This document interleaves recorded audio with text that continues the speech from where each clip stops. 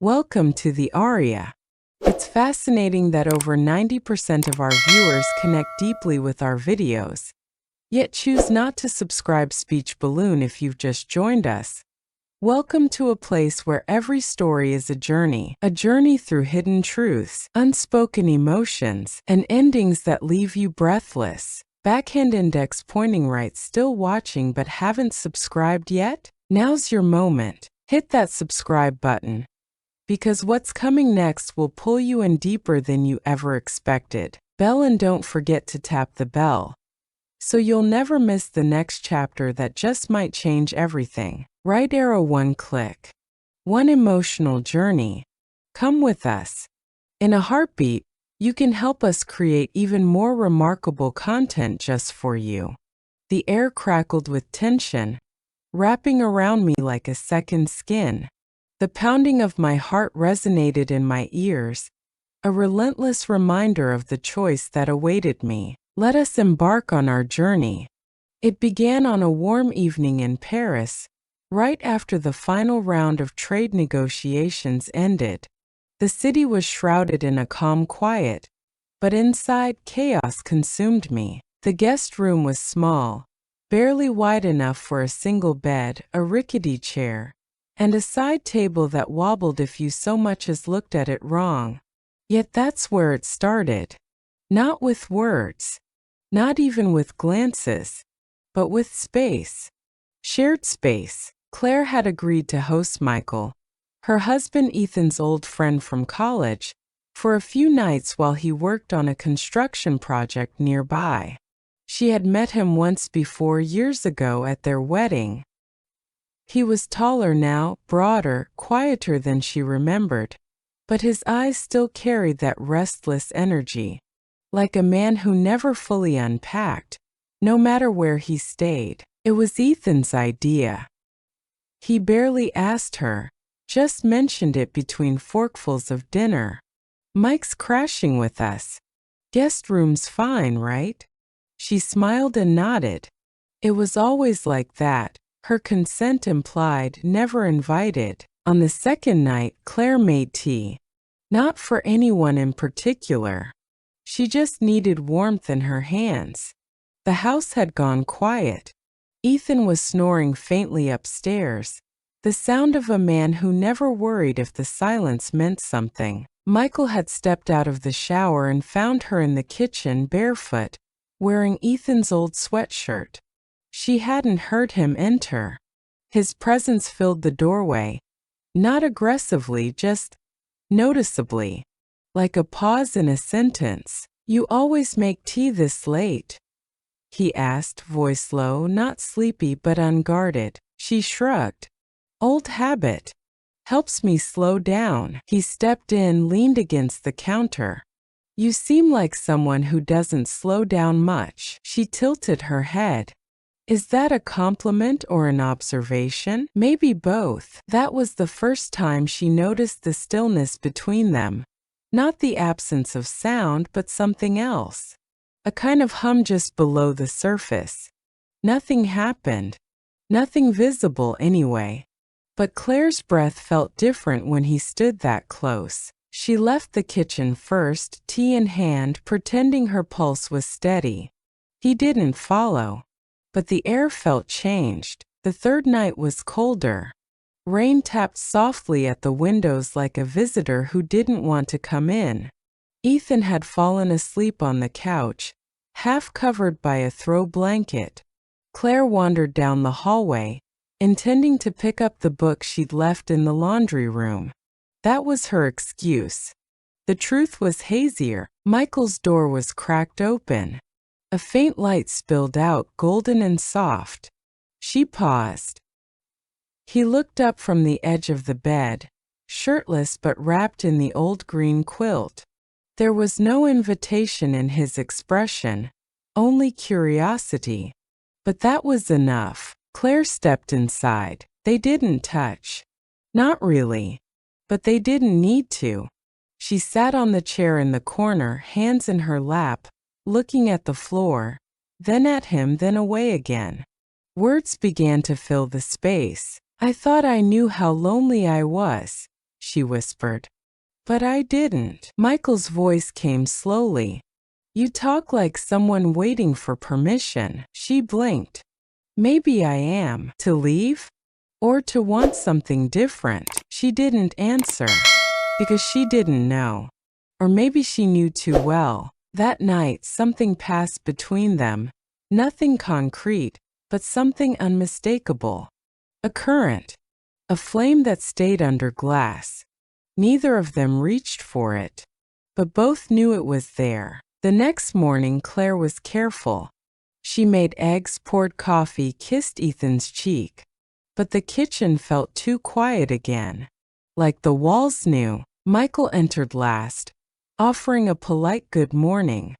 Their eyes met only once and quickly, but it was enough to send a ripple down Claire's spine. Later, in the laundry room, she found herself staring at the shelf where she'd left her book the night before.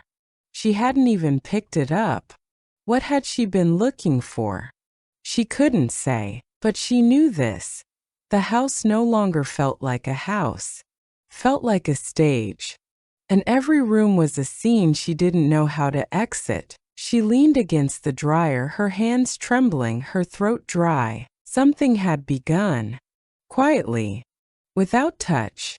Without confession. But beginnings don't always need permission. Sometimes they only need a crack in the door. The night was not a blanket, but a curtain drawn slowly, deliberately, trapping everything in its hush.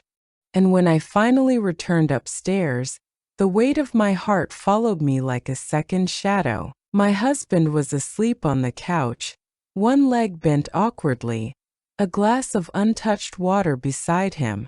The television buzzed low, flickering with some late-night documentary about volcanoes or planetary shifts. Ironic, given the tectonic movement inside me. I crept to the bathroom, shut the door behind me, and stared at myself in the mirror. My lips still trembled slightly, not from fear, not from regret, but from the sheer unreality of it. My fingertips found the edge of the sink as if I needed proof I was still anchored. The imprint of Daniel was everywhere, though nothing had happened that the world would call evidence. No lipstick out of place. No scent on my collar. No red marks on my neck.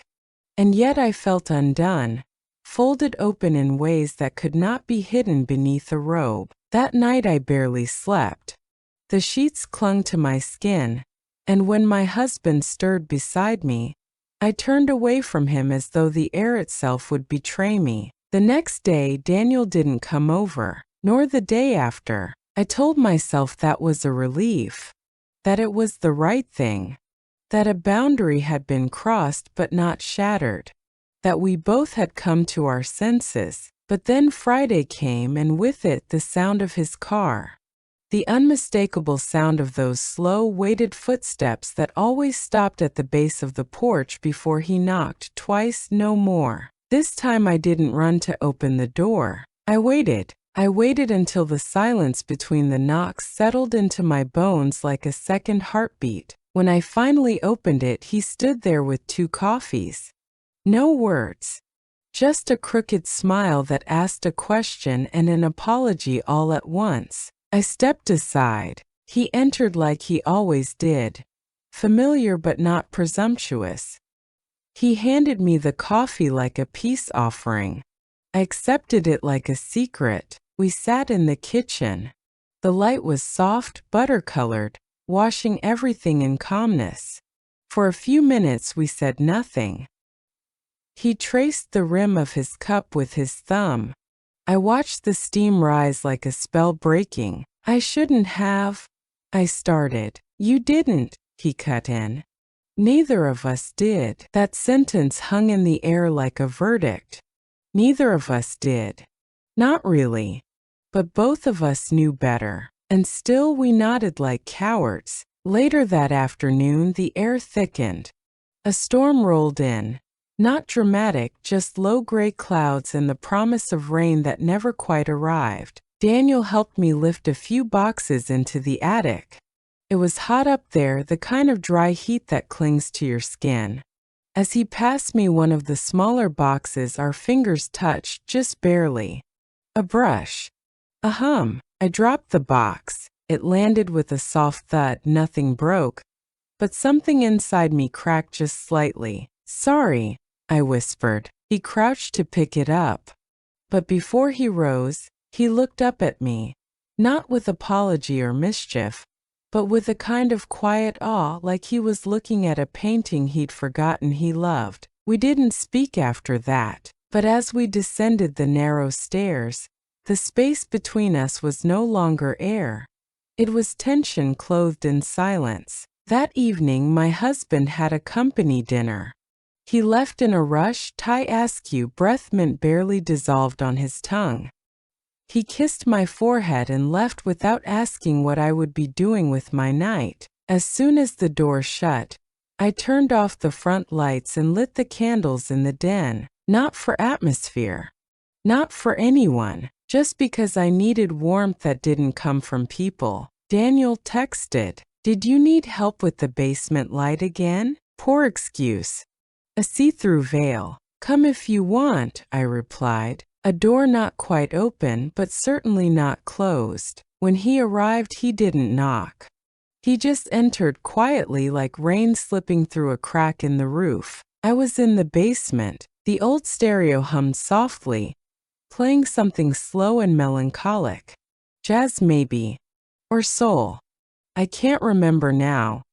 Only that it felt like the sound of a confession being whispered by someone who already knows they've been forgiven. He stood at the top of the stairs. "You lit candles," he said. "I didn't want the overhead light." He came down slowly. When he reached the bottom, I saw it. His hesitation. His breath catching. His hand flexing and unflexing like he was holding back an impulse he had promised himself not to act on. "I can go," he said softly. "You can stay," I answered even softer. We sat on the couch. The same one from before. He didn't move closer. I didn't lean in, but somehow the space between us throbbed. He asked me about books. About what I used to read before everything became about chores and dinners and making space for someone else's comfort.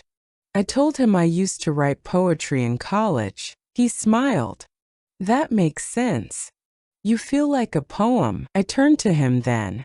That was the first moment I let myself look at him without walls. "You don't know me," I said. "I'm starting to," he replied. There was no sudden movement. No lunge. No scene from a romance film. But our fingers found each other. Mine resting palm up on the cushion. His brushing, hovering, then landing tentatively, reverently. We sat like that for what felt like an hour. No words. Just that single point of contact. And in that quiet, our pulses synchronized like they were pages from the same book, finally meeting in the same chapter. When he left, there was no kiss. No promises. Just a pause at the door and a gaze that lasted one heartbeat too long. After he left, I sat alone in the den, the stereo still murmuring. I didn't feel shame. I didn't feel pride. Just presence. Something I hadn't felt in years. Rain had returned the next morning, soft and persistent, like an echo of things unsaid. Mara stood in the kitchen, clutching her coffee mug as she watched the drops trail down the window pane. Every now and then, she glanced toward the guest bedroom door, half expecting it to open, half dreading that it would. Last night's silence had said more than words could ever manage. David had retreated early, offering a thin smile that didn't quite reach his eyes. Mara had stayed in the living room after he'd disappeared down the hallway, staring at the painting he'd touched on the wall, the same one he'd asked her about days ago. The shadows between them had shifted. What had been unspeakable before now buzzed between glances and gestures. When the guest room door finally opened, David stepped out in a plain white t-shirt and joggers, his hair tousled from sleep, his face unreadable. "Morning," he said softly. "Morning," she replied, her voice just above a whisper. They exchanged nothing more.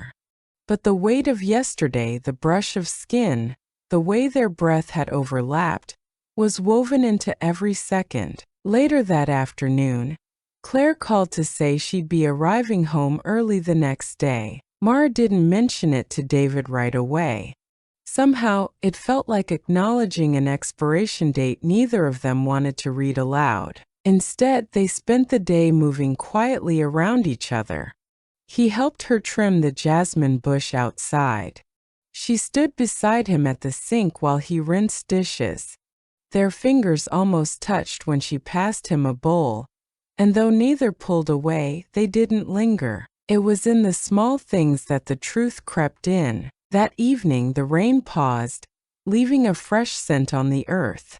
David was in the living room, tuning Mara's old guitar, something he hadn't done since the first night he arrived. "Did you play?" she asked from the hallway, arms crossed, voice curious but cautious. "A bit. Back in high school. Before college swallowed everything. You can play in here if you want." He hesitated, then nodded. Mara sat on the far end of the couch, legs tucked beneath her, a blanket draped across her lap. The distance between them was polite, but the quiet felt charged. He started with a simple tune, one she didn't recognize. The notes were soft, but they filled the room with something warmer than sound. "That's beautiful," she said. "Just something I used to hum. I never named it." They locked eyes. "Name it now," she said gently. David's fingers paused on the strings. "I'll call it Tuesday Evening." A small smile curled on her lips. "Very specific." "Well," he said, setting the guitar down beside him, "some Tuesdays don't feel like others." Silence bloomed between them again, but this time, neither seemed in a rush to end it. "I told myself I wouldn't," Mara said finally, her voice thin but deliberate. He tilted his head. "I told myself I wouldn't blur lines. Wouldn't let someone younger see parts of me that even I'd forgotten were there." "You haven't let me see anything you didn't want me to," he said carefully. "You've only given what you chose to." "But I didn't choose the thoughts," she admitted. "They just came." He leaned forward slightly, elbows resting on his knees. "Same here." There it was, laid bare, not in touch but in truth. Mara took a breath, deeper than necessary. "Claire's coming back tomorrow." David nodded slowly. "I figured. This has all felt not real. Not quite fiction, but not real life either." His voice was quiet but steady. "Maybe it's just a part of life we never thought we'd wander into." Mara looked away, her throat tightening. "You made me feel seen again," she said, barely louder than a breath. David's expression softened. "You always deserved that." Their eyes met again.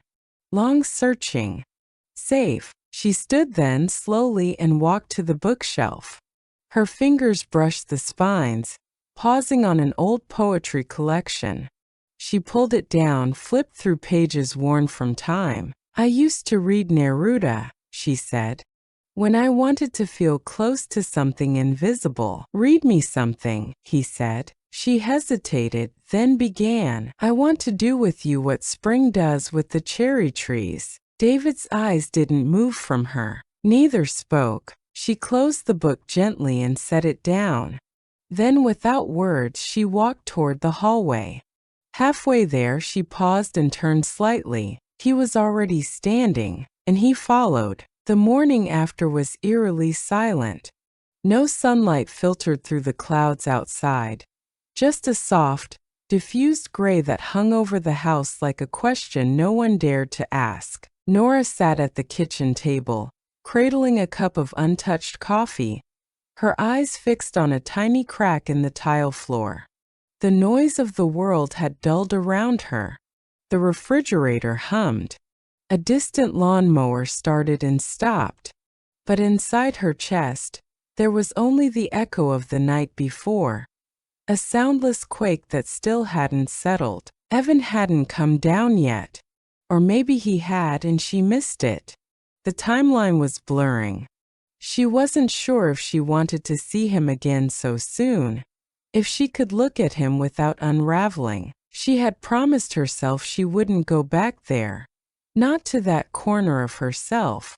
But something about Evan had made her forget who she was supposed to be.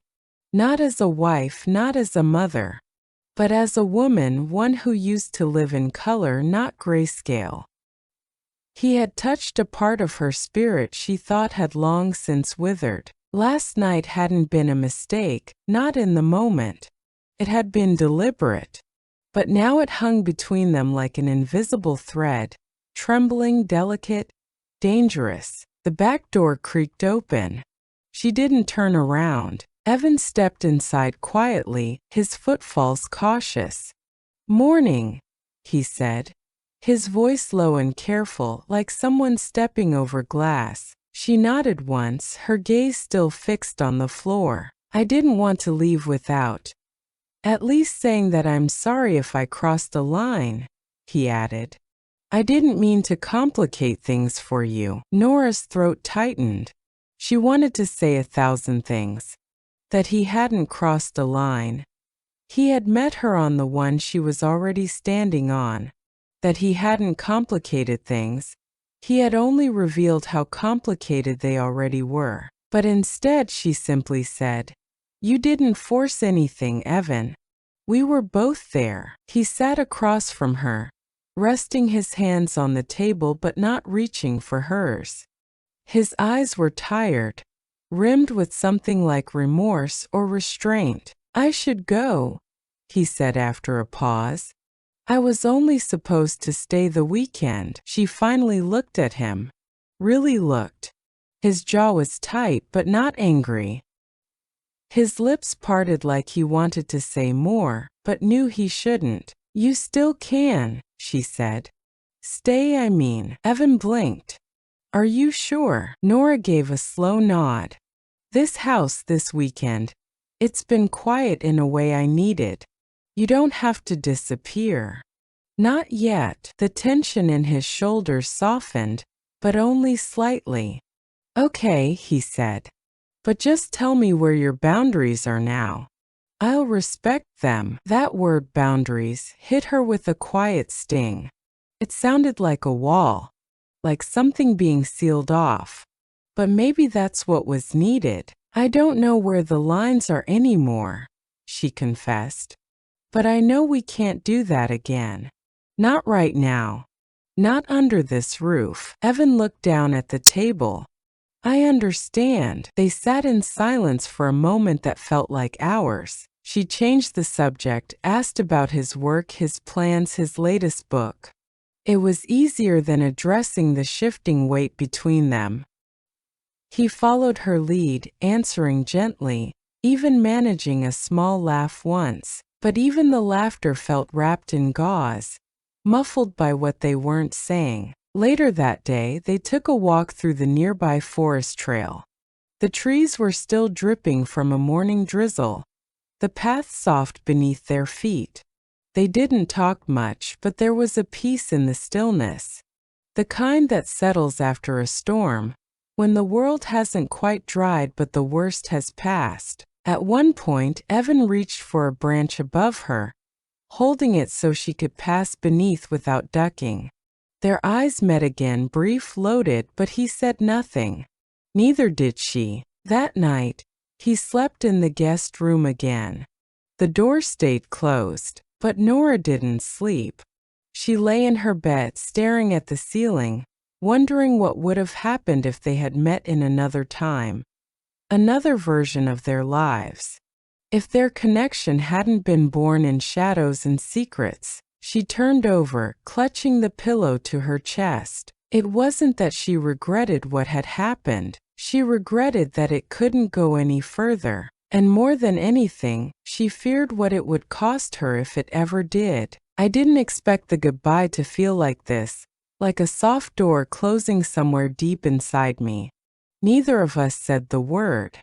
We didn't need to. It hung between us in the faint morning light like a coat we'd both worn too long, heavy with the shape of us. Lena stood by the window, her fingers playing with the curtain tassel. Her eyes didn't meet mine at first. They watched the road, the hedges, the familiar nothingness that had once been just a backdrop, but now carried too many echoes. "You'll be okay," she said, finally turning toward me. Her voice had that same strange calm it always carried in moments that were anything but. The same calm that made me fall for her. The kind that told you she felt everything deeply and was constantly trying not to. I nodded but didn't trust myself to speak. Instead, I looked around the room. The walls, the kitchen counter where we'd once shared coffee and too much silence. The old couch where everything had started and stopped. Every inch of this place had memorized us. Felt cruel to leave it behind, but even crueler to stay. She walked over and placed something in my hand. A small square of folded paper. Her handwriting, neat and precise as always, curled across it. "I wrote it after you left last time," she said. "Didn't know if I'd ever show you." I unfolded it slowly. The note was short. "You reminded me I was still alive." That was enough. I held the note like it might fall apart if I breathed too hard. Then I looked up, and she was already walking toward the hallway, her silhouette soft but sure, as if she'd rehearsed this departure in her mind 100 times. "Take care of her," she said, and I knew she meant my wife. Melanie. The name I hadn't said in weeks, but suddenly wore like a stone in my chest again. "I will," I said. And I meant it. Because after all this, I owed her the truth. Maybe not in words, but in effort. In presence. In repair. Lena didn't turn back. The door clicked gently behind her, and that was it. I stayed there a while, listening to the silence she left behind. It wasn't empty. It hummed with all we never said, all we never dared become. Later, when I walked out, the sky was soft with the color of things ending. Not dramatic, just honest. And I thought of her final words, scrawled in black ink. "You reminded me I was still alive." She had reminded me too. Not just of life, but of risk, of longing, of consequences. And as I drove home, back to the life I had paused, I promised myself one thing.